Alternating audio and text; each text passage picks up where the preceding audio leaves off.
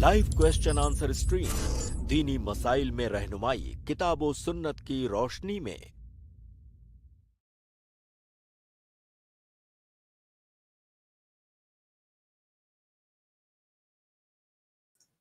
अस्सलामु अलैकुम वरहमतुल्लाहि वबरकातुहू। अल्हम्दुलिल्लाहि रब्बिल आलमीन वस्सलातु वस्सलामु अला रसूलिहिल करीम व मन तबिअहुम बिइहसानिन इला यौमिद्दीन अम्मा बाद। आप तमाम भाइयों और बहनों का इस्तकबाल है, आपको खुशामदीद कहता हूँ हमारी आज की इस लाइव स्ट्रीम में। आज भी इंशाल्लाह हमारे साथ शेख मोहतरम फ़ज़ीलतुद दुक्तूर नसीम मदनी, मोहम्मद नसीम मदनी हफ़िज़हुल्लाह होंगे। शेख मोहतरम आप लोगों के सवालात के जवाबात देंगे।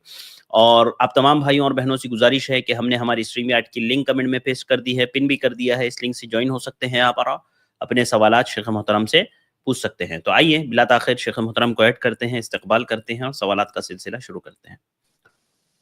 अस्सलाम वालेकुम रहमतुल्लाहि व बरकातुहू। शेख वालेकुम अस्सलाम व रहमतुल्लाहि व बरकातुहू। कैसे हैं शेख?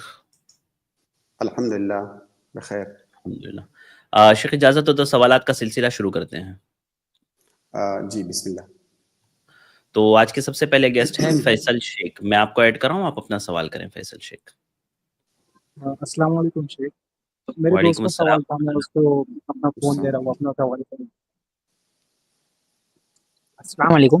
जी वालेकुम अस्सलाम रहमतुल्लाह। सुनिए ना, मैंने 2-3 जगह पे रिसर्च भी किया, मुझे पता चला कि इस्लाम के हिसाब से अडॉप्शन हराम है। जी तब मैं अडॉप्ट नहीं कर सकते, बट अगर समझो ऐसी कोई सिचुएशन हुई तो कोई कर सकता है क्या? बिस्मिल्लाह अल्हम्दुलिल्लाह। बेसिकली कैसे, मेरी सिस्टर थी, इसको शादी को अभी तक 1 साल भी कंप्लीट नहीं हुआ है। 2 महीने सिर्फ वो उसके हस्बैंड के वहां पर रही हुई है। जब शादी भी हुई थी, हमने तहकीक वगैरह की थी, तो हमारे को कुछ पता नहीं था, लड़का दूर का था, तो क्या उसकी पहले एक शादी हो चुकी है जी और वो शादी भी 3 महीने के अंदर ही उसका डिवोर्स हो गया था। जब ये शादी हुई, इसके बाद में इशू ऐसा हुआ कि उसके घर वाले जो मेरे सिस्टर को गाली गलौज करते थे, हाथ वगैरह उठाते थे, और उनका ऐसा था कि जब मेरी सिस्टर हमला थी तो या तो जी बच्चा अबॉर्ट करवाना था, या बच्चा होने के बाद उनके ही घर में उनकी एक बड़ी बहन रहती है जिसको बच्चे नहीं हो सकते, तो वो हाँ बच्चा उसको देने वाले थे। तो मेरी सिस्टर सिर्फ 2 महीने उनके पास रही, 2 महीने के बाद रिटर्न आ गई। अब उसका ऐसा है कि वो वापिस जाना नहीं चाहती और हम डिवोर्स तक बात चली जा चुकी है, मतलब डिवोर्स होने वाला है। तो जी इसके एतबार से वो बोल रही थी कि अगर बच्चा कोई अडॉप्ट कर सकता है, मैं खुद अडॉप्ट करना चाहता था बच्चा वो, क्योंकि इन फ्यूचर अगर वो शादी करके भी जाती है तो इजी हो जाएगा, क्योंकि अगर बच्चा ऐसे भी उनको दे रहे तो वो वही ठीक हो है, रहा है समझ में आ कि गया वो सवाल फैसल। शादी ही उन्होंने बच्चे के लिए की भी थी। जी जी ठीक है भाई, सवाल समझ में आ गया। जी शेख। बिस्मिल्लाह अल्हम्दुलिल्लाह वस्सलातु वस्सलामु अला रसूलिल्लाह। भाई का सवाल दरअसल तबन्नी के बारे में है। तबन्नी का मतलब होता है किसी का बच्चा एडॉप्ट करना और उसको अपनी जानिब मंसूब करना। जब इस्लाम आया और अल्लाह के नबी सल्लल्लाहु अलैहि वसल्लम जब आए तो अरबों के यहाँ एक आदत थी उनके यहाँ ये चीज़ मारूफ थी कि किसी और के बच्चे को अपना बेटा लोग बना लेते थे और बाकायदा तौर से उसको अपना नाम देते थे। वो मुकम्मल तौर से उनके बेटे की तरह से ही होता था। उनका नाम अपने नाम के साथ लगाता था, जिस तरह बाप का नाम लोग लगाते हैं, इसी तरह से वो उनका वारिस होता था, वो लोग भी उसके वारिस होते थे। तो इसको तबन्नी कहा जाता है और उस बच्चे को मुतबन्ना कहा जाता था। जब इस्लाम आया तो इस्लाम ने इस चीज की नफी कर दी कि किसी और के बच्चे को आप अपना बेटा नहीं बना सकते। अल्लाह रब्बुल आलमीन ने सूरतुल अहज़ाब के अंदर फरमाया कि वमा जअला अदइयाअकुम अबनाअकुम ज़ालिकुम क़ौलुकुम बिअफ़वाहिकुम वल्लाहु यक़ूलुल हक़्क़ व हुवा यहदिस सबील उदऊहुम लिआबाइहिम हुवा अक़सतु इंदल्लाह इला आखिरिल आया। अल्लाह रब्बुल आलमीन ने इन दोनों आयतों के अंदर तबन्नी का जो मसला ज़माने जाहिलियत में चल रहा था, जो रिवाज था, अल्लाह रब्बुल आलमीन ने उसकी नफी फरमाई और कहा कि इस्लाम के अंदर ये जायज नहीं है कि किसी और के बेटे को अपनी जानिब मंसूब किया जाए। وہ آپ کا بیٹا نہیں ہے، جس کو آپ نے گود لیا ہے وہ آپ کا بیٹا نہیں ہے، لہٰذا اس بچے کو اس کے باپ کے نام سے پکارو، اور وہ کسی بھی مسئلے کے اندر آپ کا بیٹا نہیں ہوگا۔ اسی لہٰذا اب جو ہے تبنی، ہماری شریعت کے اندر تبنی یہ حرام ہے، اور تبنی وہ تبنی حرام ہے جو زمانے جاہلیت کے اندر ہوتی تھی، یعنی کسی بچے کو اپنا نام دینا، اس کو اپنا وارث بنانا، مکمل طور سے اپنے بیٹے کی طرح سے ہی اس کو تمام احکام میں ماننا، یہ چیز حرام ہے۔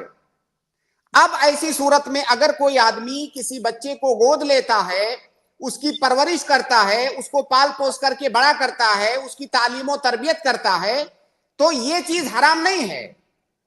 حرام جو ہے وہ یہ ہے کہ اس بچے کو آپ اپنا نام دیں، اپنا وارث بنائیں، اپنے بیٹوں کے جتنے بھی احکام ہیں ان تمام احکام میں اس کو شامل کریں، یہ چیز حرام ہے۔ لیکن کسی بچے کو گود لے کر کے اس کی پرورش کرنا، اس کو بڑا کرنا، اس کو تعلیم دینا، اس کی تربیت کرنا، اس کا خیال کرنا، اس کی مدد کرنا، یہ ہماری شریعت کے اندر حرام نہیں ہے، کیونکہ یہ تبنی نہیں ہے، بلکہ کسی بے سہارا بچے کو گود لے کر کے اس کی پرورش کر دینا، اس کی تعلیم و تربیت کر دینا، یہ تو ایک نیک کام ہے۔ جو کام حرام ہے وہ کام وہ ہے جو زمانے جاہلیت والے کرتے تھے۔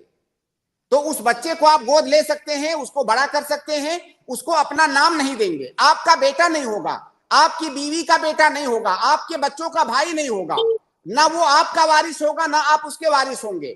اپنے نام کے ساتھ وہ آپ کا نام نہیں لگا سکتا، اپنے نام کے ساتھ وہ اپنے باپ کا ہی نام لگائے گا۔ اللہ کے نبی صلی اللہ علیہ وسلم کی حدیث ہے ایک، لیس من رجل ادعا لغیر ابیہ وہو یعلمہ الا کفر۔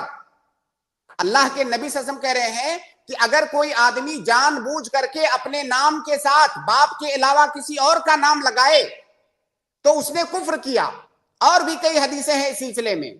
تو جو چیز منع ہے وہ یہ کہ وہ بچہ اپنے باپ کے علاوہ کسی اور کا نام اپنے ساتھ نہیں لگا سکتا، اسی طرح سے وہ بچہ وارث نہیں ہوگا، اس گھر کی جو عورتیں ہیں ان کے لیے وہ بچہ محرم ہوگا، جیسے اس کی بچیاں ہیں مان لیجئے گھر میں، جب وہ بچہ بڑا ہوگا، بالغ ہوگا، تو اسے پردہ کرنا ہوگا۔ وہ آدمی جس نے پرورش کیا ہے اس آدمی کی بیوی اس کے لیے محرم ہوگی، وہ ماں نہیں ہوگی، اس سے پردہ کرنا ہوگا۔ وہ بچہ بعد میں وارث نہیں ہوگا، وہ بچہ اگر مان لیجئے بچہ پہلے مر گیا تو اس بچے کا وارث اس کے جو پرورش کرنے والے نہیں ہوں گے۔ تو ان ساری چیزوں کے ساتھ یہ جائز ہے، اور یہ تبنی نہیں ہے، اس کو تبنی نہیں کہا جاتا ہے، یہ کسی کی پرورش کرنا، کسی کی مدد کرنا ہے۔ تو تبنی وہ حرام ہے جو زمانے جاہلیت کے اندر تھی۔ السلام علیکم۔ ایک اور میرا چھوٹا سا یہ تھا کہ ابھی میری جو وائف ہے، میرے کو ایک چھوٹی لڑکی ہے ابھی، وہ بھی تو وہ فیڈ کر سکتی، تو اگر وہ اس بچے کو فیڈ کر دے تو رضائی ماں ہو جائیں گی، تو اس حساب سے پھر میرا کیسا یہ ہوگا؟ ہاں، اگر آپ کی بیوی کسی بچے کو دودھ پلا دیتی ہے تو وہ بچہ آپ کا رضائی بیٹا ہو جائے گا، آپ کا رضائی بیٹا ہو جائے گا۔ آپ کے جو سگے بچے ہیں ان کا رضائی بھائی ہو جائے گا۔ لیکن اب یہاں پر صرف ایک مسئلہ حل ہوگا، وہ مسئلہ حل یہ ہوگا کہ آپ کی بیوی کا اس بچے سے پردہ نہیں ہوگا، آپ کی بیٹیوں کا اس بچے سے پردہ نہیں ہوگا، لیکن جہاں تک نسب کا تعلق ہے نسب نہیں ملے گا۔ وہ بچہ یہ نہیں کر سکتا کہ آپ کو اپنا باپ کہے، اپنے نام کے ساتھ باپ کی جگہ پر آپ کا نام لگائے، یہ کرنا جائز نہیں ہوگا۔ اسی طرح سے جب اگر آپ کی وفات ہو جائے گی تو بچہ آپ کا وارث نہیں ہوگا۔ جو مسئلہ حل ہوگا وہ صرف یہ ہوگا کہ وہ بچہ رضائی بیٹا ہو جائے گا آپ کا، اور آپ کی بیوی اس کے لیے محرم ہو جائے گی، اسی طرح آپ کی بچیاں اس کے لیے محرم ہو جائیں گی، بس صرف اتنا مسئلہ حل ہوگا۔ جی ٹھیک ہے۔ شیخ دودھ کتنی مرتبہ پلانا ہے وہ بھی تھوڑا سا بتا دیں آپ۔ ہاں، اور یہ دودھ جو دودھ پلانے سے رضا ثابت ہوگی وہ کم سے کم 5 بار ہے۔ جی، عائشہ رضی اللہ تعالیٰ عنہ کی روایت ہے اس سلسلے میں، کانا فیما انزل من القرآن 10 رضعات معلومات یحرمنا ثم نسخنا ب5 رضعات معلومات یحرمنا، کہ پہلے جو ہے قرآن میں آیت نازل ہوئی تھی کہ 10 بار دودھ پلانے سے رضا ثابت ہوگی، پھر یہ حکم منسوخ ہو گیا اور اب 5 بار رضاعت کرنے سے یا 5 بار دودھ پلانے سے رضاعت ثابت ہوگی۔ تو وہ بچہ رضائی بچہ اس وقت ہوگا جب 5 بار کم سے کم وہ دودھ پیا رہے گا. اور ایک بار کا مطلب یہ ہوا کہ عورت نے اس کو دودھ پلایا, اپنے سینے سے لگایا, دودھ پلایا, اور وہ بچہ آسودہ ہو گیا, چھوڑ دیا اپنی مرضی سے. اب ایک مجلس ختم ہو گئی, بعد میں بچہ جب پھر بھوکا ہوگا پھر اس کو دودھ پلائیں گے تو یہ دوسری بار ہوگا. اس طرح سے کر کے 5 بار جب وہ اس بچے کو عورت دودھ پلائے گی تب رضا ثابت ہوگی. جزاک اللہ, جزاک اللہ. بارک اللہ فیکم, بہت شکریہ بھائی, جزاک اللہ خیر. اس کے بعد میں اگلے گیسٹ کو ایڈ کر رہا ہوں. عارف, آپ اپنا سوال کریں. السلام علیکم شیخ. وعلیکم السلام ورحمۃ اللہ وبرکاتہ. شیخ میرا سوال ایک چھوٹے بھائی کی طرف سے ہے, وہ طالب علم ہے. تو اس کا سوال یہ ہے کہ تو کوئی طالب علم تو شیخ پرفیکٹ تو نہیں ہوتا, کبھی کبھار پڑھتا ہے تو کبھی کبھار کسی اور وقت کسی اور کام میں وقت ضائع کرتا ہے. تو کیا ہوا, اس کے والد نے اس کو یا بد دعا دے دی کہ تو نہیں پاس کرے گا, فیل کرے گا, ایسا. وہ ابھی پریشان میں ہے کہ باپ نے بد دعا دے دی تو لگنا ہی ہے, تو ابھی وہ بہت پریشان ہے شیخ. تو کیا کرے وہ ابھی؟ دیکھیے, پہلی بات تو والدین کو چاہیے کہ اپنے بچوں کو وہ بد دعا نہ دے. اللہ کے نبی صلی اللہ علیہ وسلم نے اپنے اوپر, اپنے اولاد کے اوپر بد دعا کرنے سے منع فرمایا ہے. تو یہ بہت بڑی جہالت ہے کہ والدین اپنے بچوں پر بد دعا کریں. بھائی آپ بچے کے لیے دعا کریں, اگر وہ کسی غلط راستے پر ہے, کچھ غلط کر رہا ہے, تو اس کے لیے ہدایت کی دعا کریں, اس کے لیے بد دعا کیوں کریں؟ تو اس کو پریشان ہونے کی ضرورت نہیں ہے. اگر وہ اپنے بد دعا میں غلط ہے, تو اگر کسی پر آپ جو ہے زیادتی کر کے بد دعا کر رہے ہیں تو وہ بد دعا تو ایسے قبول نہیں ہوگی. اور اگر وہ اس بچے کے اندر حقیقت میں وہ غلطی پائی جا رہی ہے تو اس غلطی کو سدھار لے. اگر والدین کے ساتھ کوئی زیادتی کیا ہے, کوئی بے ادبی, کوئی گستاخی کیا ہے, تو ان سے معافی مانگ لے. باقی اور وہ کیا کر سکتا ہے؟ جی, اس کا یہ ہے کہ اگر باپ نے بد دعا دے دی کو کیا لگنا ہی ہے, وہ کہ ضروری ہے کہ وہ قبول؟ دیکھیے, دعا کے بارے میں, کسی بھی دعا کے بارے میں, چاہے کسی بچے پر بد دعا کی جائے یا کسی اور پر, یہ فیصلہ ہم اور آپ کوئی نہیں کر سکتا کہ وہ دعا لگ ہی گئی. لیکن بہت زیادہ چانس ہیں, جس طرح سے والدین کی دعا قبول ہوتی ہے اسی طرح بد دعا بھی قبول ہوگی بچوں کے حق میں. اگر وہ حق بجانب ہیں بد دعا کرنے میں تو قبول ہو سکتی ہے. اس لیے اس بات سے ڈرنا چاہیے والدین کو کہ اپنے بچوں پر وہ بد دعا کریں. دیکھیے, اللہ کے نبی صلی اللہ علیہ وسلم کی حدیث ہے, اس کے الفاظ کچھ اس طرح سے ہیں کہ لا تدعوا علی انفسکم ولا تدعوا علی اولادکم.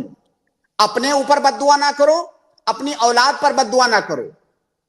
تو اولاد پر بد دعا کرنے سے اللہ کے نبی صلی اللہ علیہ وسلم نے منع فرمایا ہے. اولاد بگڑی ہوئی ہے تو اس کے لیے دعا کیجیے ہدایت کی, اس کے لیے بد دعا مت کیجیے. باقی قبولیت کی جہاں تک بات ہے تو قبولیت کا علم اللہ تعالیٰ کے پاس ہے. اس بات کا بہت قوی امکان ہے کہ وہ قبول ہو جائے, لیکن ہم یہ فیصلہ نہیں کر سکتے کہ نہیں وہ قبول ہو ہی جائے گی. اس کا علم اللہ کے پاس ہے. جی جی جی, جزاک اللہ. شیخ اور چھوٹا سا سوال ہے شیخ.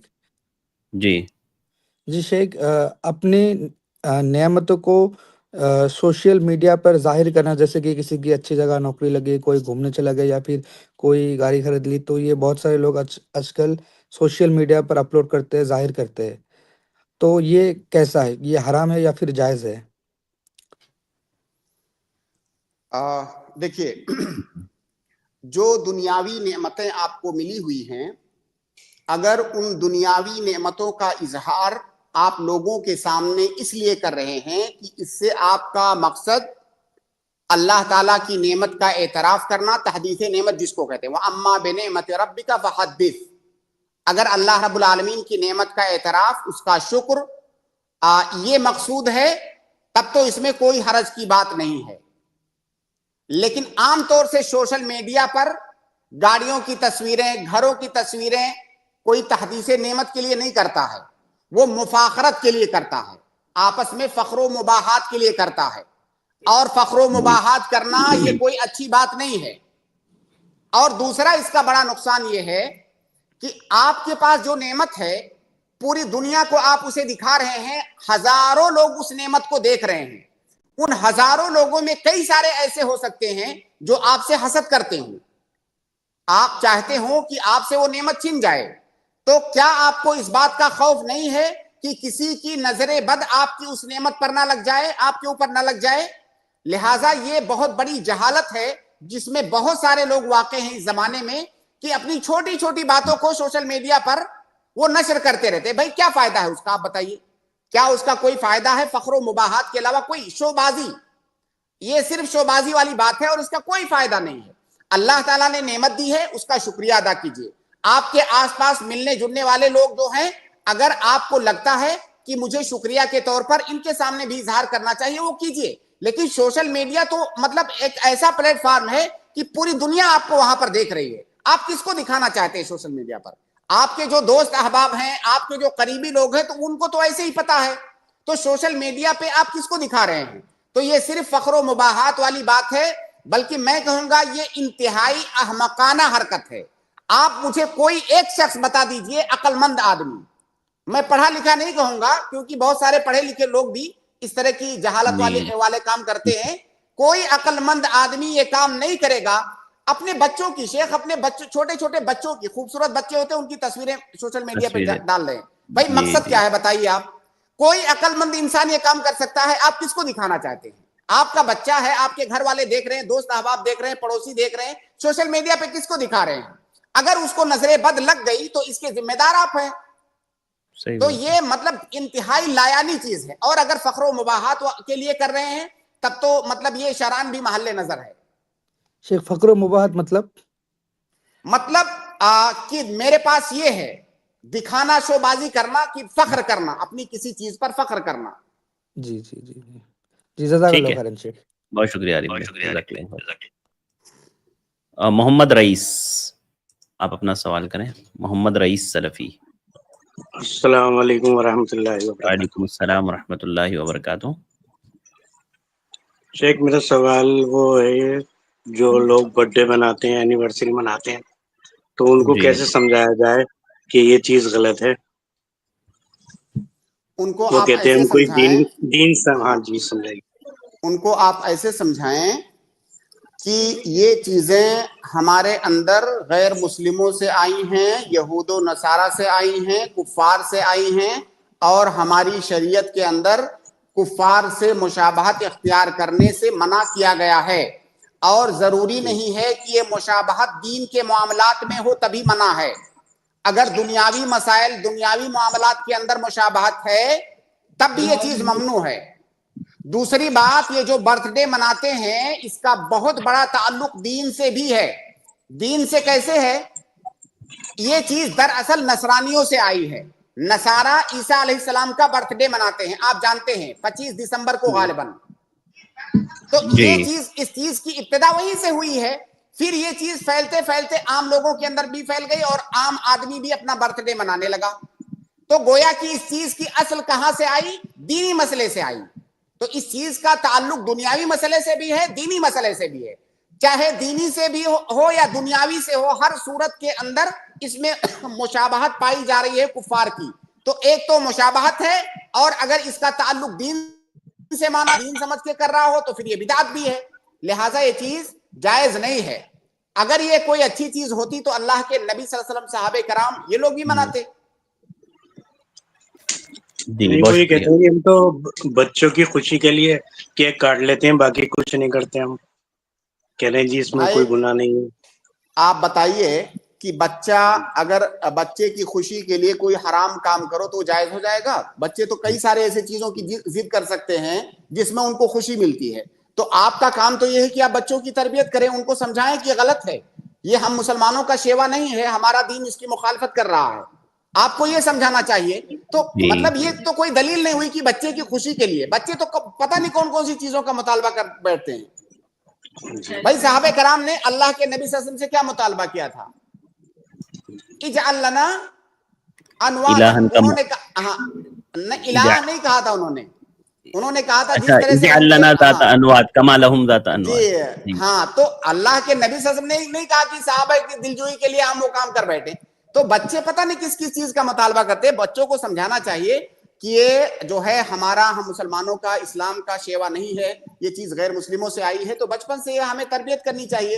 अब बचपन में आप उसके लिए केक काट रहे हैं, बर्थडे मना रहे हैं, आप बताइए उस बच्चे की क्या तरबियत होगी? तो जब बड़ा होकर के वो बच्चा उस रास्ते पर जाएगा तो फिर रोना रोएंगे कि अरे नई नस्ल तो बर्बाद हो गई। भाई बर्बाद तो आपने ही किया उसको।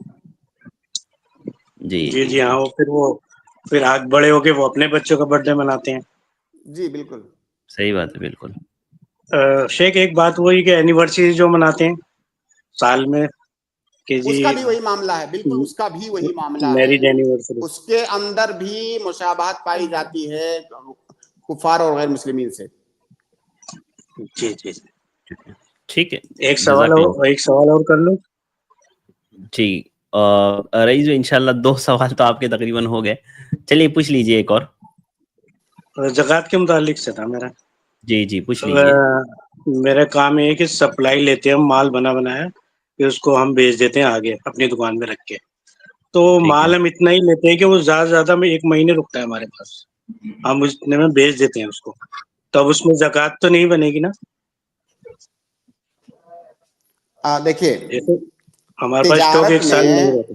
ہاں جی تجارت میں زکوٰۃ اسی وقت واجب ہے جب پہلی بات تو تجارت کا مال یا اس کی جو قیمت ہے وہ نصاب کو پہنچے, اور جی جی نصاب کو پہنچتے ہوئے سال اس کا کمپلیٹ ہو جائے. جب سال کمپلیٹ ہوگا تو کمپلیٹ ہونے کے بعد آپ دیکھیں گے کہ آپ کے پاس فی الحال کتنا مال موجود ہے, اتنے میں زکوٰۃ نکالیں گے.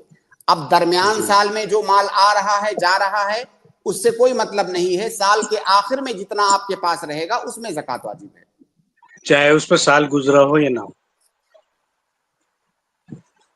میرا کس پہ؟ مطلب یہ کہ جی مال کے اندر نہیں, جو سال گزرنا ضرور بھائی. جیسے آپ کی ایک بڑی دکان ہے, دکان کے اندر جی جی 50 طرح کے سامان ہوتے ہیں. اب ہر جی سامان پر سال گزرنا ضروری نہیں ہے, وہ پوری دکان ایک تجارت ہے. جب آپ نے دکان کھولا ہے وہاں سے سال شروع کریں گے. ایسا نہیں کہ دکان کے اندر ایک سامان ابھی لائے ہیں اور اس کے 1 مہینے کے بعد سال ہو گیا تو اس ایک سامان کا سال نہیں شمار ہوگا, بلکہ وہ پوری دکان ایک مال ہے. اس دکان کے جی اندر 50 طرح کے سامان ہے, لیکن تمام سامان کو مل کر کے وہ تجارت ہے. تو جہاں سے آپ نے دکان اسٹارٹ کیا ہے, جہاں سے نصاب کمپلیٹ ہوا ہے, وہاں سے سال شمار کیا جائے گا, نہ کہ ایک سامان کا. اچھا جی نہیں, جیسا ہم نے منافع کمایا سال بھر میں جتنا بھی پیسوں میں سے تو نکلے گا وہ تو پتہ ہے, لیکن جو سامان اسٹاک ہے ہمارے سامان پاس جو دکان میں اسٹاک ہے, جب سال کمپلیٹ ہوگا تو اس کی قیمت مارکیٹ ویلو نکال کر کے اس میں بھی 2.5% نکالیں گے. جی چاہے وہ ابھی آیا ہو 15 دن پہلے ہماری بالکل, دکان پہ. چاہے 1 دن پہلے آیا ہو, چاہے 1 دن پہلے آیا ہو. جی جزاک بہت اللہ شکریہ, خیر. بہت شکریہ رئیس بھائی, جزاک اللہ خیر, بارک اللہ فیکم. اس کے بعد میں اگلے گیسٹ کو ایڈ کر رہا ہوں. اگلے گیسٹ ہے آفتاب, میں آپ کو ایڈ کر رہا ہوں, آپ اپنا سوال کریں. جی السلام علیکم شیخ. وعلیکم السلام ورحمۃ اللہ وبرکاتہ. ہاں شیخ, سوال یہ تھا کہ آج کل ایک ٹرینڈ چلا ہوا ہے شیخ, گھبلی کر کے ٹرینڈ ہے. اے آئی امیج مطلب فوٹو کھینچتے ہیں اور پھر ٹھیک اس ہے, کو اے آئی کے ذریعے مطلب بنا لیتے ہیں, گھبلی بناتے ہاں ہیں, گھبلی ٹھیک امیج. ہے, تو بات اس ہے, کا کیا شرعی حکم کیا ہے شیخ؟ ٹھیک ہے. کیا اچھا شیخ بھائی, اصل میں ایک اے آئی ٹرینڈ چل رہا ہے, بہت سارے لوگ اس کو کر رہے ہیں, مسلمان بھی غیر مسلم بھی. یہ ہمارے بھائی نے لگا دیا ہے امیج, یعنی جو نارمل جو فوٹو ہوتی ہے شیخ, اس کو اے آئی کے ذریعے سے کنورٹ کر کے اس کو کارٹون کی شکل میں بنا دیتے ہیں شیخ. تو اس کا کیا حکم ہے؟ جاندار کی تصویر. نہیں, ایسے آپ دیکھ رہے ہوں گے اسکرین پر, کارٹون کی فوٹو ہے شیخ, کارٹونز بنے ہوئے ہیں, یعنی ابھی تو انسانوں کو, یعنی ریئل جو امیج ہوتی ہے ہاں اس کو اے آئی کنورٹ کر کے دیتا ہے, جیسے اسکیچ کارٹونز ہوتے ہیں نا, یا جیسے ایک شکل بنائی جاتی ہے اس تو طرح سے. مطلب جاندار کی تصویر ہے, ظاہر انسان کی تصویر ہے, ہاں وہ جاندار کی تصویر. تصویر ہے, بالکل نہیں, یہ جاندار کی جائز تصویر. نہیں, یہ جائز نہیں ہے, جی کیونکہ ہاں جاندار کی تصویر بنانا یہ جائز نہیں ہے, یہ جو ہے حرام ہے. جی, بس یہ ہے کہ اس میں شیخ یہ ہے کہ فوٹو مطلب انسان اپنی فوٹو جو ریئل فوٹو ہوتی ہے اس کو اپلوڈ کر دیتے اے آئی کے تھرو, تو پھر وہ ایک اسکیچ ڈیزائن جیسا اور ایک پتلا جیسا اور ایک کارٹون نہیں, جیسی امیج اس سے بچنا ہے چاہیے. دیکھیے اس مسئلے کے اندر بھی ظاہر ہے وہی اختلاف آئے گا جو کیمرے کی تصویر کے بارے میں ہے, بلکہ جی معاملہ یہاں پر تھوڑا سا اور سخت اس لیے ہے کہ کیمرے سے آپ نے جو تصویر لی ہوئی ہے اس تصویر کے اندر گویا کہ آپ اپنے ہاتھ سے اس ٹیکنالوجی کے ذریعے سے اس میں تبدیلی پیدا کر رہے ہیں. تو اس سے بچنا چاہیے, قطع نظر اس اختلافی مسئلے کے, اس سے بچنا چاہیے. تو یہ مصورین میں آئے گا شیخ, یعنی جو لوگ تصویر بنانے والے ہیں, دیکھیے جو لوگ کیمرے کی تصویر کو حرام کہتے ہیں اس میں تو بدرجہ اولا آئے گا. جو لوگ کیمرے کی تصویر کے جواز کے قائل ہیں ان کے ہاں گنجائش نکل سکتی ہے، لیکن میں سمجھتا ہوں کہ اس کے اندر ایک زائد وصف بھی موجود ہے کہ تصویر کو لے کر کے آپ اس میں تبدیلی کر رہے ہیں جی جی تو اس بات کا قوی خدشہ اور امکان ہے کہ یہ تغیر لخلق اللہ کے اندر یہ چیز داخل ہو جائے، لہٰذا اس سے بالکل بھی بچنا چاہیے۔ جی جی بہت شکریہ شیخ، جزاک اللہ خیر۔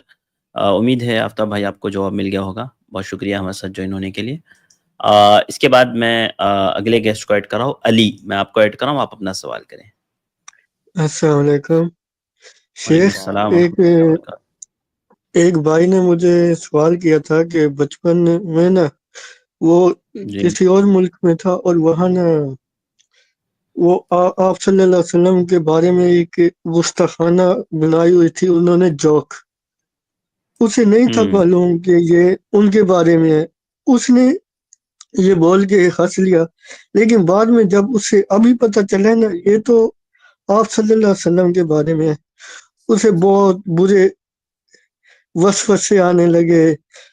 آج کل وہ ویڈیو ہے نا وہ جو رجب بٹ کے بارے میں وہ بول رہے ہیں کہ جو آپ صلی اللہ علیہ وسلم کی گستاخی کرے اس کی توبہ نہیں قبول ہوتی، تو وہ بول رہے ہیں کہ کیا اللہ میری توبہ قبول نہیں کرے گا؟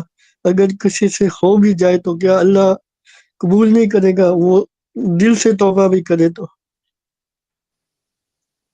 جی دیکھیے بھائی، اگر کوئی آدمی جہالت اور لا علمی میں یہ کام کر رہا ہے تو انشاءاللہ اس پر اس کا کوئی مواخذہ نہیں ہوگا۔ جب اس نے یہ کام کیا وہ خود بتا رہا ہے کہ مجھے معلوم ہی نہیں تھا کہ یہ جوک اللہ کے نبی صلی اللہ علیہ وسلم کے بارے میں ہے، ہو سکتا ہے اس جوک کے اندر ایسی کوئی وضاحت نہ رہی ہو، نہ سمجھ پایا ہو، تو اگر اسے علم نہیں تھا، دیکھیے ہماری شریعت میں مکلف ہونے کے لیے علم کا ہونا، قصد کا ہونا یہ ضروری ہے۔ جب اسے علم نہیں تھا، وہ جاہل تھا، انشاءاللہ اس پر اس کا کوئی مواخذہ نہیں ہوگا، تو اسے اس کے اندر وسوسہ نہیں آنا چاہیے، اور جو ہے اس نے کوئی گناہ نہیں کیا ہے۔ گناہ اس وقت ہوتا ہے جب آدمی کو علم ہو، جب وہ آدمی جاہل ہے تو اس کے اوپر کیسے گناہ ہوگا؟ اور اگر کوئی جان بوجھ کے کر دے لیکن اسے بہت شرمندگی ہو، وہ توبہ کر رہے، وہ دل سے وہ چاہتا ہے کہ مر جائے، اگر کوئی جان بوجھ کر کے کیا ہے تو یہ کفر ہے، اسے فوراً توبہ کرنا چاہیے، اسے فوراً کلمہ پڑھنا چاہیے۔ اللہ کے نبی صلی اللہ علیہ وسلم کے ساتھ گستاخی یہ کفر ہے۔ اور جو کہتے ہیں کہ توبہ قبول نہیں اس کی، اللہ توبہ نہیں قبول کرے گا، دنیا میں کوئی ایسا گناہ نہیں ہے، یہ اس سے بڑا گناہ ہے شرک کرنا۔ یہ جو ابھی جس گناہ کی ہم بات کر رہے ہیں نبی صلی اللہ علیہ وسلم کے ساتھ گستاخی، اس سے بھی بڑا گناہ ہے شرک اور کفر کرنا۔ اگر کوئی آدمی شرک اور کفر کیا ہے اور وہ توبہ کر لے، توبہ کی جو شرطیں ہیں ان شرطوں کے ساتھ، تو اللہ رب العالمین اس کی توبہ بھی قبول کرے گا۔ تو توبہ کا دروازہ کبھی بند نہیں ہوتا ہے، توبہ کا دروازہ ہمیشہ کھلا ہے، بس شرط یہ ہے کہ توبہ کی جو شرطیں ہیں اس کے ساتھ توبہ کرے۔ شیخ اور وہ نا کہتے ہیں کہ کیونکہ وہ اللہ کی اگر کوئی کرے تو اللہ معاف کر دے گا، کیونکہ لیکن آپ صلی اللہ علیہ وسلم تو اللہ کے بندے ہیں اور اللہ اپنے بندوں کا حق نہیں معاف کرتا، یہ وہ دلیل پیش کرتے ہیں۔ دیکھیے اب تھوڑا سا ہم لوگ دوسرے مسئلے میں داخل ہو رہے ہیں، اس تفصیل میں نہیں جانا چاہ رہا تھا۔ وہ مسئلہ یہ ہے کہ اللہ کے نبی صلی اللہ علیہ وسلم کے ساتھ کوئی آدمی گستاخی کیا، ٹھیک ہے، اب اس گستاخی کی خبر حاکم وقت کو پہنچی، ظاہر ہے ہم اسلامی حکومت کی بات کر رہے ہیں، حاکم وقت کو پہنچی، قاضی کو پہنچی، اور یہ ثابت ہو گیا کہ اس نے حقیقت میں اللہ کے نبی صلی اللہ علیہ وسلم کو گالی دیا ہے یا گستاخی کیا ہے۔ اب ہمارے سامنے دو مسئلہ ہے۔ پہلا مسئلہ یہ ہے کہ کیا ہم اس کو سزا نہیں دیں گے، سزا دیں گے یا نہیں دیں گے؟ کون سی سزا؟ ظاہر ہے دنیا میں ہم دنیاوی سزا کی بات کر رہے ہیں، کیا ہم اس کو سزا دیں گے یا نہیں دیں گے؟ اس کو سزا دی جائے گی، اس کی سزا ہے قتل۔ دوسرا مسئلہ ہے کیا وہ توبہ کرے گا تو اس کی توبہ قبول ہوگی؟ کیا توبہ کرنے کے بعد اس کے ساتھ مسلمانوں جیسا سلوک کیا جائے گا؟ کیا اس کی نماز جنازہ پڑھی جائے گی؟ کیا اسے مسلمانوں کے قبرستان میں دفن کیا جائے گا؟ اور جو دوسرے احکام ہیں مسلمانوں کے، کیا اس پر لاگو ہوں گے کہ نہیں ہوں گے؟ بالکل لاگو ہوں گے۔ اس کو جو دنیاوی سزا ہے وہ دی جائے گی سزا، حاکم وقت دے گا. یہ بات یاد رکھیں, بہت اس میں کنفیوژن نہیں ہونا چاہیے. یہ سزا دینے کا حق کسی فرد کو نہیں ہے, حاکم کو وہ ہے. کیونکہ جو حدود ہوتے ہیں, حدود کا قیام یہ حاکم کرتا ہے, کوئی عام آدمی نہیں کر سکتا. تو حاکم وقت اللہ کے نبی صلی اللہ علیہ وسلم کے ساتھ گستاخی کرنے والے کو سزا دے گا, لیکن اس کی توبہ قبول ہوگی. توبہ کے بعد اس کے ساتھ مسلمانوں جیسا ہی سلوک کیا جائے گا. تو لہٰذا ان دونوں مسئلوں کو الگ الگ سمجھنا یہ ضروری ہے. توبہ قبول ہونا الگ بات ہے, سزا دینا الگ بات ہے. سزا اس کو دی جائے گی کیونکہ اس نے اللہ کے نبی صلی اللہ علیہ وسلم کی شان میں گستاخی کیا ہے.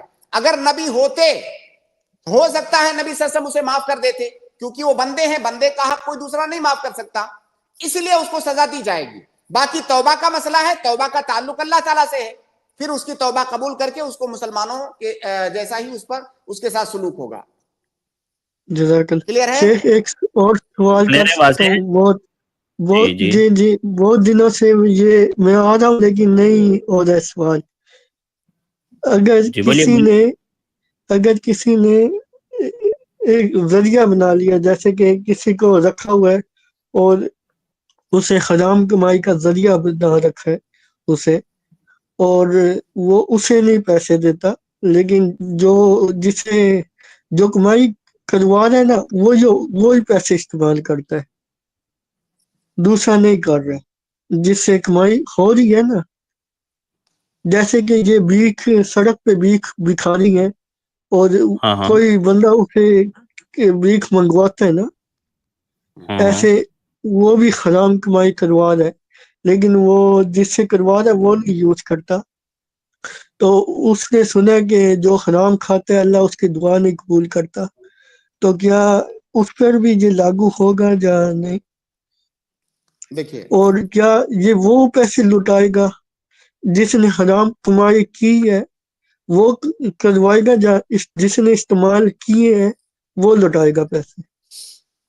یہاں پر آپ کے پاس اس سوال میں دو لوگ ہیں. ایک آدمی وہ ہے جو مباشرتاً حرام کام کر رہا ہے, جیسے آپ نے بھیک کی مثال دیا, بھیک مانگنا سڑک پہ, جبکہ وہ بھیک مانگنے کا مستحق نہیں ہے. تو ایک تو حرام کام کرنے والا آدمی ہوا, دوسرا وہ آدمی ہے جو اس کا سبب بن رہا ہے, جو اس سے حرام کام کروا رہا ہے. تو یہاں پر متسبب اور مباشر دو طرح کے لوگ ہیں. تو اگر وہ آدمی جو حرام کام کر رہا ہے, اگر وہ اس کے ہاتھوں میں مجبور ہے, تب تو گنہگار نہیں ہے. اگر وہ آدمی مجبور ہے, اس کے ہاتھوں میں کھلونا بنا ہوا ہے, اس کے اختیار میں کچھ بھی نہیں ہے, تب تو وہ گنہگار نہیں ہوگا. گنہگار صرف وہی آدمی ہوگا جو اسے حرام کام کروا رہا ہے. لیکن اگر وہ مجبور نہیں ہے تو پھر دونوں گنہگار ہوں گے. وہ حرام کام کر رہا ہے, وہ اسے کروا رہا ہے. کیا مجبوری یہی ہے کہ وہ اس پہ تشدد کرے گا؟ مجبوری یہ بھی ہے کہ وہ کچھ نہیں کر سکتا, وہ اس کے ہاتھ میں نہیں ہے کہ وہ. مجبوری کی بہت ساری شکلیں ہو سکتی ہیں, کوئی ایک شکل نہیں ہے.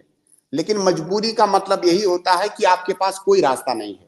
آپ کو مان لیجیے دھمکی دے رہا کہ آپ کو قتل کر دے گا, آپ کو بڑا نقصان پہنچا دے گا, اور آپ جو ہے آپ کے پاس اس سے بچنے کا کوئی راستہ نہیں ہے.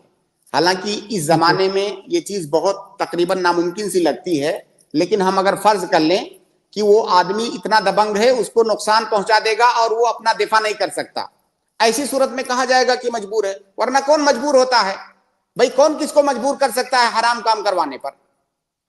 جی ٹھیک ہے جی, لیکن وہ لوٹانے والا نہیں بتایا کہ پیسے کون لوٹائے گا واپس. کس کو لوٹائے گا؟ حرام مطلب اگر جس نے حرام پیسے کمائی کی ہیں, یہ نہیں ہے کہ جو حرام پیسے کمائے ہیں وہ واپس بھی لوٹانے ہیں.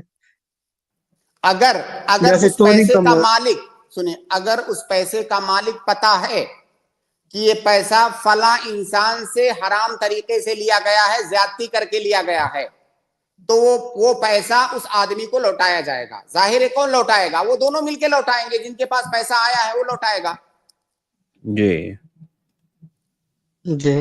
لیکن اگر کسی نے وہ استعمال ہی نہیں کیے, جیسے کہ بھائی دیکھیے, سوال میں آپ کی کا سوال تو تقریباً تھوڑا سا معمہ کی طرح زیادہ لگ رہا ہے. کلیئر سوال کیجئے, کیا مسئلہ ہے؟ وہ آپ سے صحیح سمجھا نہیں نہ تھا کہ ایک آدمی نے کسی کو ذریعہ بنایا ہے کمائی کا اور وہ نہیں استعمال کر رہا، جس نے کمائی ہے نا وہ نہیں استعمال کر رہا، اسے پتہ ہے یہ حرام ہے لیکن اس کے ہاتھ بندھے ہوئے ہیں، دونوں وہ آدمی نہیں کیسے بدے ہوئے ہیں، کیسے بدے ہوئے ہیں، مثال بتائیے، جیسے کیا ہے اس کے کیوں ساتھ؟ بندھے ہوئے ہیں اس کے ہاتھ؟ وہ نہیں اس کے وہ پل رہا ہے اس کے یہاں، وہ نہیں اس کے خلاف جا سکتا، بھاگ جائے وہاں، کیوں نہیں جا سکتا؟ وہاں چھوڑ دے اس کو، دوسری جگہ جا کر کے حلال طریقے سے اور کمائے۔ حلال اور جتنے بھی جو پیسے وہ کما چکے ابھی تک وہ اس نے لٹانے ہیں یا جس کو دیے ہیں اس نے لٹانے ہیں۔ اگر اس کو پتا ہے کہ میں نے فلاں آدمی سے زیادتی کر کے پیسہ لیا ہے تو اس کو لوٹانے ہیں، یا تو لوٹائے یا تو جا کر کے اس سے منہ سے معافی مانگے۔ جو کما کر کے لایا ہے وہ جو کمایا ہے حرام طریقے سے وہ لوٹائے، اس کی ذمہ داری ہے، یا جا کر کے ان سے معافی مانگے اور ان کو لوٹائے گا، اور جس آدمی کو اس نے دیا ہے کما کر کے اس سے واپس لے گا۔ لیکن کیا یہ سارا پروسیس ہو سکتا ہے؟ یہ نہیں ہو سکتا یہاں پہ۔ اس لیے اس کے پاس صرف یہی راستہ ہے کہ جتنی جلدی ہو سکے اس حرام طریقے کو، اس حرام راستے کو چھوڑ دے اور اپنے آپ کو مجبور نہ سمجھے۔ کیوں سے مجبوری ہے؟ اس کو چھوڑ دے، جا کر کے کہیں جو ہے اچھا کام کرے۔ جی ٹھیک ہے، جزاک اللہ۔ بارک اللہ فیکم، بہت شکریہ علی صاحب۔ طیب آپ اپنا سوال کریں جلدی سے۔ السلام علیکم۔ وعلیکم السلام ورحمۃ اللہ وبرکاتہ۔ میرا سوال تھا کہ میرے اسکول میں اسمبلی ہوتی ہے، اس میں جی بھجن بجتا ہے اور مجھے ہاتھ تو جڑواتے ہیں لیکن میں ہاتھ نہیں جوڑتا، ایسے ہی اٹھا لیتا ہوں لیکن بھجن سنائی دیتا ہے، اور میرا کہنا تھوڑا مشکل ہے کہ میں اسمبلی میں نہیں جاؤں گا، اور نیشنل اینتھم میں کھڑا ہونا شرک ہے۔ دیکھیے جی کوشش یہ کرنی چاہیے بحیثیت مسلمان، یہ مسلمانوں کسی ایک فرد سے یہ خطاب نہیں ہے، خاص طور سے مسلمانوں کے جو رہنما ہونے کے، قائد ہونے کے دعوے دار ہیں ان۔ ارے بھائی چھوڑ دو، رک جاؤ نا۔ آپ سن سیاسی لیجیے سوال تو بالکل بھی یہاں مت کرنا، کوئی بھی ایسا سیاسی سوال بالکل نہیں، اس کا جواب میں قطعاً نہیں دوں گا، جواب معلوم بھی رہے گا تو نہیں دوں گا۔ جی مسلمانوں کے جو قائدین ہیں، رہنما ہیں، ان کو چاہیے کہ مسلمان بچوں کے لیے، مسلمان نئی نسل کے لیے وہ ایسے اسکولوں کا، مدارس کا انتظام کریں جہاں پر وہ اپنے دین اور ایمان کی حفاظت کرتے ہوئے دین کی بھی اور دنیا کی بھی تعلیم لے سکیں۔ تو یہ بہت بڑی خامی ہے جو ہے مسلم قوم کے اندر۔ آپ اپنے بچوں کو ایسے اسکول اور مدرسے پرووائڈ نہیں کر سکے جہاں پر وہ اپنے دین پر عمل کرتے ہوئے ہر طرح کا علم حاصل کر سکیں۔ تو اکثر جگہوں پر تو یہ مجبوری ہے آپ کو ایسے اسکولوں میں جانا جہاں پر اس طرح کی چیزیں ہوتی ہیں۔ اب اگر ایسے اسکولوں میں آپ کا جانا آپ کی مجبوری ہے تو جو صورتحال آپ بتا رہے ہیں، آپ جس طرح بچ رہے ہیں یا جس طرح بچ سکتے ہیں آپ بچیے جتنا ممکن ہو آپ کے لیے۔ اچھا اگر میں قوم مانے نہیں ہوں، جب بھی کون نہیں مانے؟ مطلب میں کہوں کہ میں اسمبلی میں نہیں جاؤں گا، وہ زبردستی کریں لے آنے کو۔ اگر وہ علم حاصل کرنا آپ کے لیے ضروری ہے تب تو ٹھیک ہے، مجبور ہیں آپ۔ اگر ضروری نہیں ہے تو چھوڑ دیجئے۔ پڑھنا ضروری تھوڑی ہے، کس نے کہا پڑھنا ضروری ہے؟ نہیں، اس کے علاوہ آپشنز بھی تو ہے نا، چینج کر سکتے ہیں، وہ اسکول چینج کر لیجیے آپ۔ نہیں، اگر ہم فرض کر لیں کہ اسکول ہے ہی نہیں کہیں پہ دنیا میں، جی تو بھائی دین پہلے ضروری ہے یا دنیا ضروری ہے؟ ہمارے نزدیک تو پہلے دین ضروری ہے۔ بالکل دین ضروری ہے، دین۔ ٹھیک ہے شیخ، بہت شکریہ طیب بھائی، جزاک اللہ خیر، بارک اللہ فیکم۔ اس کے بعد میں اگلے گیسٹ سبیہ کو ایڈ کراؤں، آپ اپنا سوال کریں سسٹر سبیہ۔ جی سسٹر سبیہ جلدی سے اپنا سوال کریں انمیوٹ کر کے، آپ میوٹ ہیں۔ جی فرمائیں۔ السلام علیکم سر۔ وعلیکم السلام ورحمۃ اللہ وبرکاتہ۔ اگر سوال کا روزہ ہاں سوال کے 13ویں 14ویں 15ویں کو رکھا جائے تو دونوں کا ثواب ملے گا یا پھر ایک ہی؟ انشاءاللہ اس بات کی قوی امید ہے، اور کئی سارے علماء کے فتاوے بھی ہیں کہ اگر ایام بیز میں روزے رکھے جائیں تو انشاءاللہ دونوں فضیلت ملے گی انشاءاللہ۔ جمعرات اور پیر کے دن میں رکھ سکتے ہیں؟ ہاں بالکل، جمعہ اور پیر کو بھی کے دن بھی رکھ سکتے ہیں، کیونکہ جمعرات اور سوموار کا روزہ अगर शव्वाल का रोजा जुमेरात या सोमवार को रख रहे हैं तो इंशाअल्लाह दोनों की फजीलत मिलेगी। वो इसलिए कि जुमेरात और सोमवार का रोजा ये मकसूद ले गैर ही है, मकसूद ले जाती ही नहीं है। कल गालिबन मैंने इसका तफसील से जवाब दिया था। तो जुमेरात और सोमवार के रोजे का मकसद है कि जब आपके अमाल अल्लाह ताला को पेश हो तो आप रोजे की हालत में हो, तो उस दिन रोजा रखने का ये मकसद है। तो अगर दो इबादतों में से एक इबादत गैर मकसूद ले जाती ही है तो दोनों इबादतें एक साथ दाखिल की जा सकती हैं। लिहाजा शव्वाल का रोजा जुमेरात और सोमवार को रखें, ये बेहतर है। ठीक है, ठीक है। बहुत शुक्रिया सिस्सा, जज़ाकल्लाहु खैर। अगले गेस्ट है इमरान। अस्सलाम वालेकुम वरहमतुल्लाहि वबरकातुहू। वालेकुम अस्सलाम वरहमतुल्लाहि वबरकातुहू। शेख, हमारा सवाल ये है कि अल्लाह रब्बुल आलमीन अर्श पर मुस्तवी है, लेकिन एक हदीस है कि अल्लाह के रसूल ने फरमाया कि अल्लाह रब्बुल आलमीन हर रात के आखिरी पहर में आसमानी दुनिया पर यानी पहले आसमान पे आता है। तो ये कैसे, कहीं पे रात कहीं पे दिन, मतलब? देखिए, अल्लाह ताला ने कहा अर्श पर मुस्तवी है। जी जी शेख, हमने मान लिया कि अल्लाह ताला अर्श पर मुस्तवी है, बेला चूं और चरा हम ईमान लाए कि अल्लाह ताला अर्श पर मुस्तवी है। अल्लाह ताला ने कहा अल्लाह रब्बुल आलमीन आसमान दुनिया पर नुज़ूल फरमाता है, हमने इसको भी मान लिया। हमको कैफियत नहीं पता है, ना तो मुस्तवी होने की कैफियत पता है, ना तो नुज़ूल की कैफियत पता है। कैसे होता है, क्या होता है, नहीं हमको पता है। भाई अल्लाह रब्बुल आलमीन की जात और उसके सिफात का इहाता कोई कर सकता है? वला युहीतूना बिशैइन मिन इल्मिही इल्ला बिमा शाअ। हमें सिर्फ उतना पता है जो अल्लाह ने हमें बताया है, उसकी कैफियत कैसे क्यों ये सब हमें नहीं पता है। अक्सर चीजें तो गैबियात की हैं, अक्सर चीजें अल्लाह ताला की जात से मुताल्लिक सब गैबियात की हैं। तो हम अपने इस दुनियावी दिमाग को ज्यादा परेशान मत करें कि अल्लाह ताला नाजिल होता है तो कैसे, वहां मुस्तवी है तो वहां कैसे नाजिल होता है। अच्छा, मैं एक छोटी सी मिसाल देता हूं। अल्लाह रब्बुल आलमीन की जात को मिसाल नहीं दी जा सकती, लेकिन हम इस मसले को यहीं छोड़ करके दूसरी एक मिसाल देते हैं। अभी हम स्ट्रीम में बैठे हुए हैं, हम अरशद भाई को देख रहे हैं, आप हमें देख रहे हैं। आप बताइए कि क्या 100 साल पहले या 200 साल पहले क्या ये चीज किसी को अगर बयान की जाती तो क्या वो इस पर यकीन करता? बताइए, कोई यकीन नहीं करता। भाई 200 साल पहले आदमी जो मर चुका है, अगर फर्ज कर लिया जाए कि अचानक वो जिंदा हो जाए, अभी उसको जिंदा करके लाके यहाँ सामने बैठा दिया जाए स्क्रीन पे, तो शायद वो दोबारा फिर मर जाएगा हैरत से। जी जी बिल्कुल। तो मतलब ये तो दुनियावी मामूली चीज है।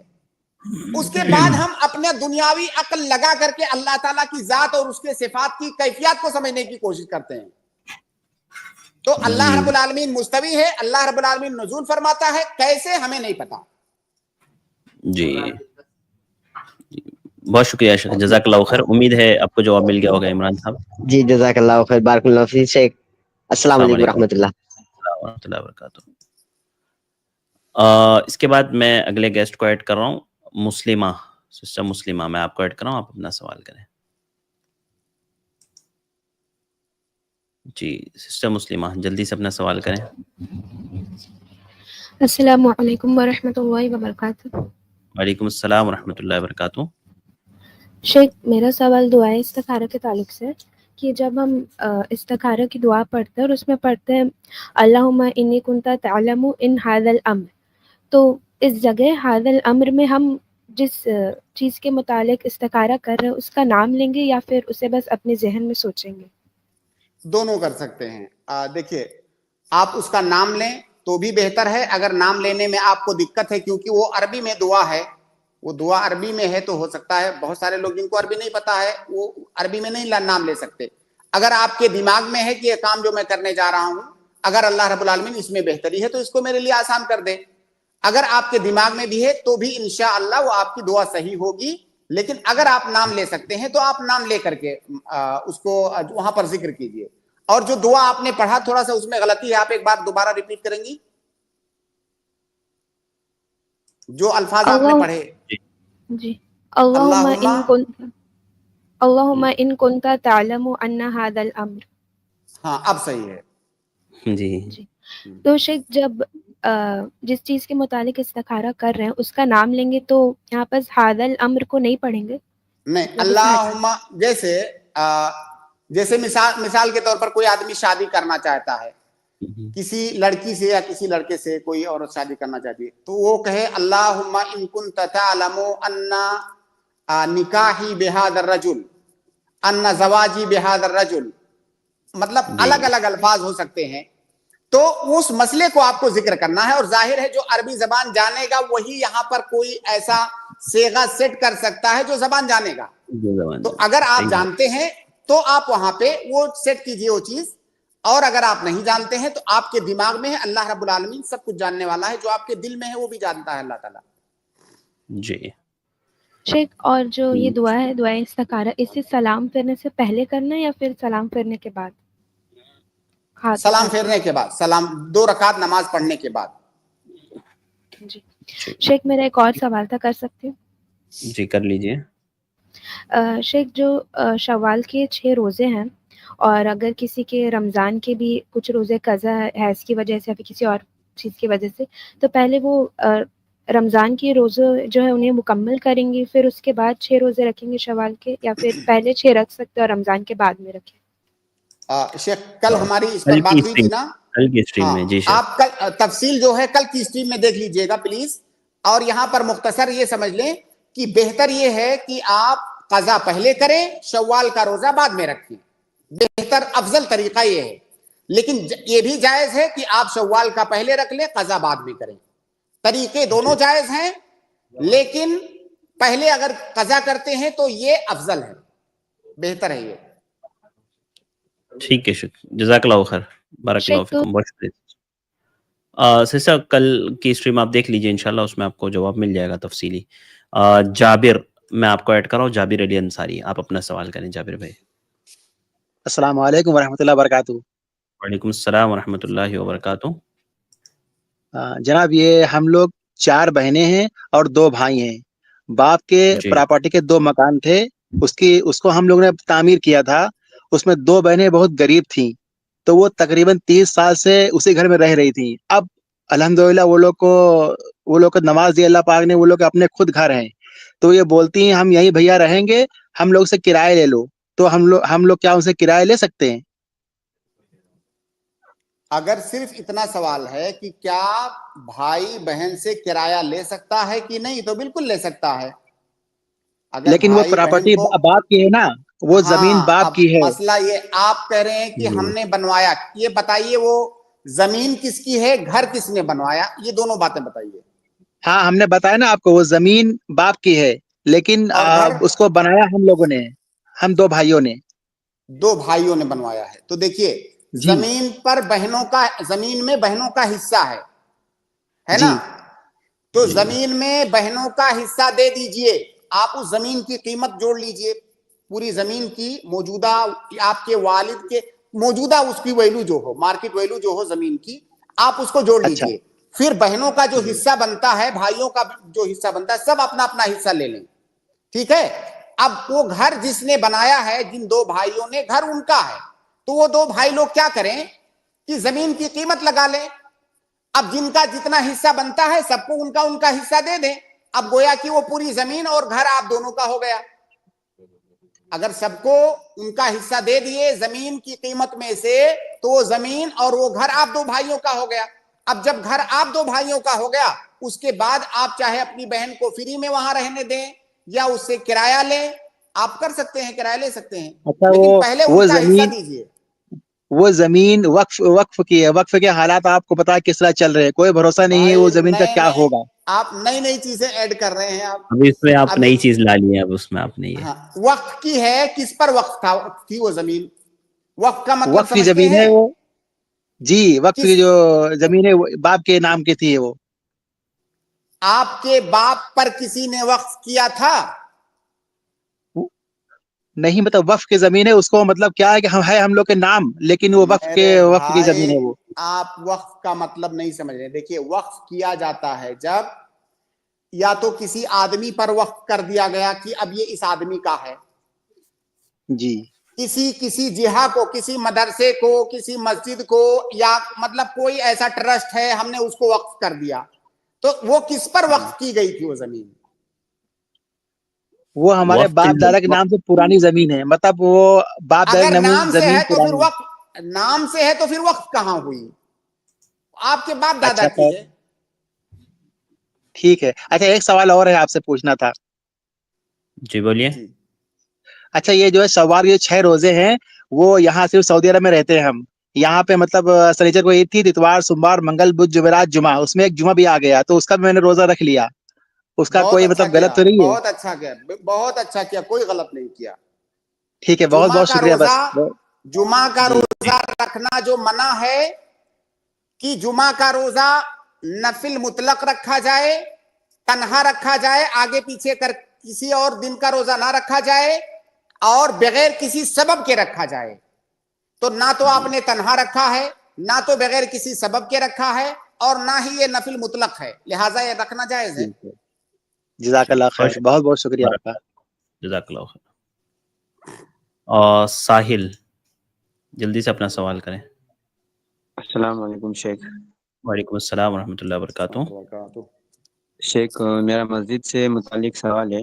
हमारे गांव में जो मस्जिद है उसके चारों बाजू से बाउंड्री है, और वो बाउंड्री के अंदर मस्जिद है, और शेख मस्जिद के दाएं बाएं और सामने की तरफ कब्र है, तो शेख ऐसी मस्जिद में नमाज पढ़ना कैसा है?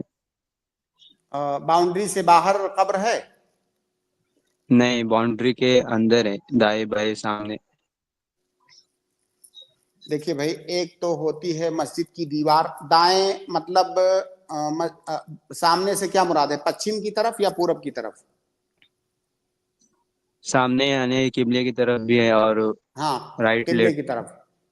किबले की तरफ क्या मस्जिद की दीवार के अंदर है वो कब्र, या मस्जिद की दीवार के बाहर है, पीछे? मस्जिद के दीवार के बाहर। और दाएं बाएं जो है वो भी मस्जिद की दीवार के बाहर है? हाँ जी शेख। तो जायज है उसमें नमाज पढ़ना।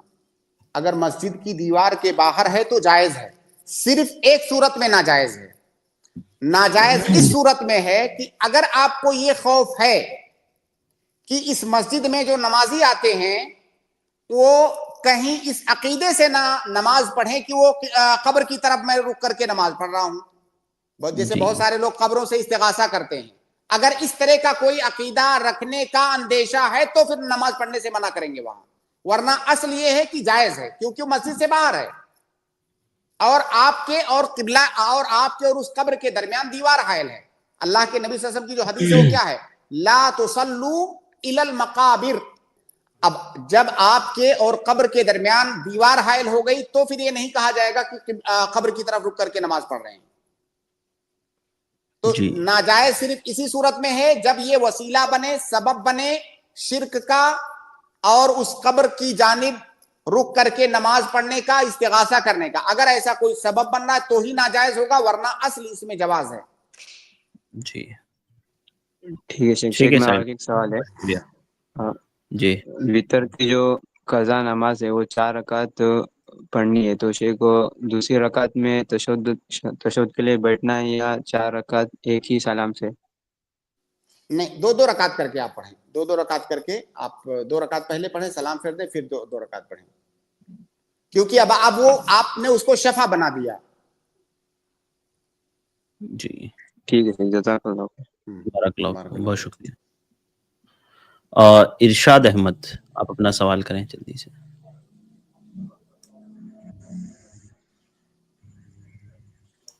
जी इरशाद अहमद, की आवाज नहीं आ रही है भाई।